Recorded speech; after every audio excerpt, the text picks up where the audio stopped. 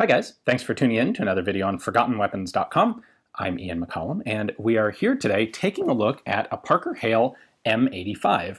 This is the rifle that in Britain's 1985 sniper rifle trials almost won out, almost knocked the Accuracy International PM, Precision Marksman's Rifle, out of the spot of being adopted as the new British sniper rifle.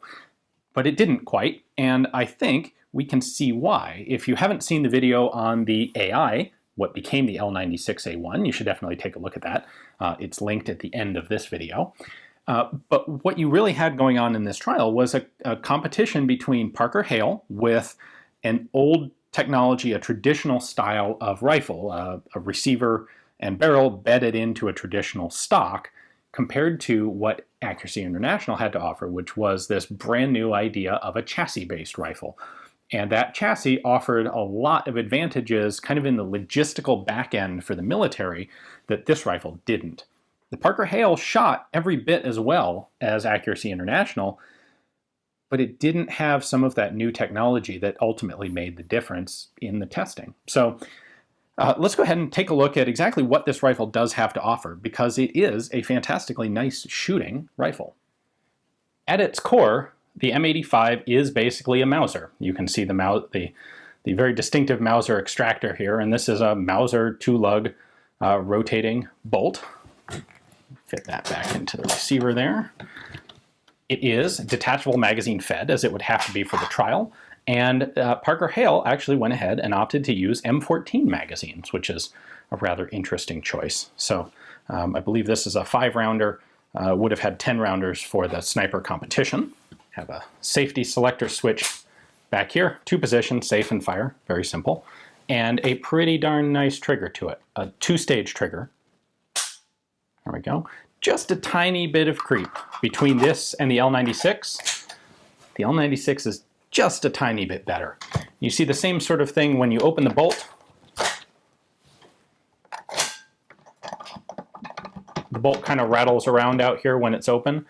That's not a functional problem. That doesn't really make a difference, but that's the sort of thing that just, if you don't have that, you know, the other rifle's just a little bit nicer, and the Accuracy International rifle doesn't do that. The stock on this is a Macmillan, an American Macmillan manufactured stock. It was available in, I think, 4 or 5 different colors and camouflage patterns like this one. We have an adjustable hand stop and sling swivel. The bipod on the end here fits on this plug. So there you go. Actually very reminiscent of the Bren bipod, which I guess would make sense. Squeeze that together and it comes down. And you have a bipod that has a nice little bit of tilt, pivot, nice little bit of flexibility to it. Parker Hale developed a nice set of backup iron sights for the rifle, which was necessary for the competition. So there's our elevation adjustable and windage adjustable front sight. And then the rear sight is really cleverly machined into the receiver and hidden underneath the scope. So if I remove the scope, loosen that up, pull that off. This is just a front and rear dovetail. Notice the big open cutout here, which is to fit the rear sight. This is an aperture rear sight, lifts up like so to use, and you've got your elevation adjustment, click adjustable right there, and that can be set out to 700 meters. The rifle's markings are also there underneath the scope. PH, Parker Hale, Model 85, 7.62 by 51 millimeter, made in England, naturally. And at the back end, as you would expect from Macmillan, you have a nice thick pistol grip. You have an adjustable buttstock, so you can change the length of pull by adding or removing these spacers.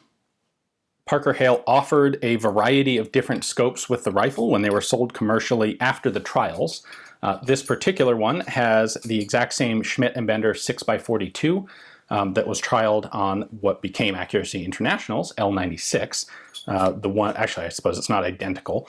This one is black, which is how Parker Hale sold them. The L96 was adopted with a green painted scope to match the green rifle. That is a fixed 6 power by 42 millimeter.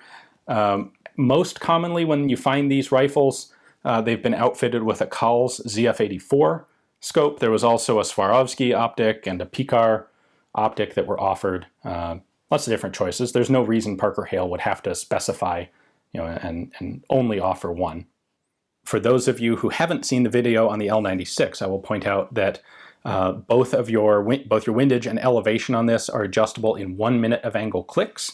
So the yellow numbers on the bottom of our elevation turret here are minutes of angle. The white numbers on the top are a bullet drop compensator. So you can set it to whatever, you can set it to the basic BDC number, 500 there, or you can actually adjust it one click at a time. And that goes out to, I believe, 1,000. Yep, out to 1,000. So you have 42 minutes of elevation adjustment in the scope, and then you have the exact same sort of system for windage. On the front of the receiver, on the left here, we have the serial number. This one's 347. That F suffix is a little bit unusual and interesting. Apparently, according to the guys at Parker Hale, that stands for field, like presumably as opposed to military or competition or something else, except this was the only model of the rifle. So I guess they felt they had to put in something for a suffix to make it sound a little more sophisticated. The whole development of this rifle was really pretty quick. This was put together in a matter of just a couple of months. And so you get some elements like that were kind of, well, we need to do something and that'll work. Good enough, move on to the next thing. Overall, the product is really pretty impressive for the restricted time frame that Parker Hale had to put it together. Like I said, it is a really excellent shooting rifle. Anyway, the serial number is also going to be on the bolt handle, and they are all hand engraved or hand electro-penciled on the bolt handle like this one.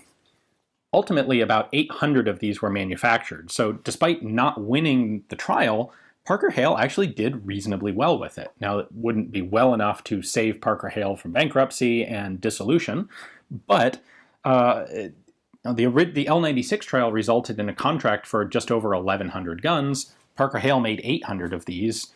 That's almost as many as they would have done had they won the contest. While it wasn't the British military that was buying these, actually, various elements of the British military did end up buying these rifles. The SAS bought some of them out of its own private funding. Second Para bought some of them. Some of the other British military units bought them. And then a lot of police forces bought them as well. Actually, the Falklands Defense Force, after the Falklands War, bought some of the Parker Hale M85s. This particular one came by way of the Welsh Constabulary Police Force. And there were a number of other both police and foreign buyers of the rifle. So not a bad rifle by any means, just not quite up to the standard of Accuracy International. Now, if you're interested in this particular rifle or any of the other rifles that the British have used in their history of sniping over the last 100 years, I would highly recommend checking out Steve Houghton's book, The British Sniper, A Century of Evolution. That is my source for the information you've seen here today, and it covers this as well as everything from the 1915 Enfields through the very present day L115A3 338 Lapua Magnum sniper. So there's a link in the description below where you can get yourself a copy of the book.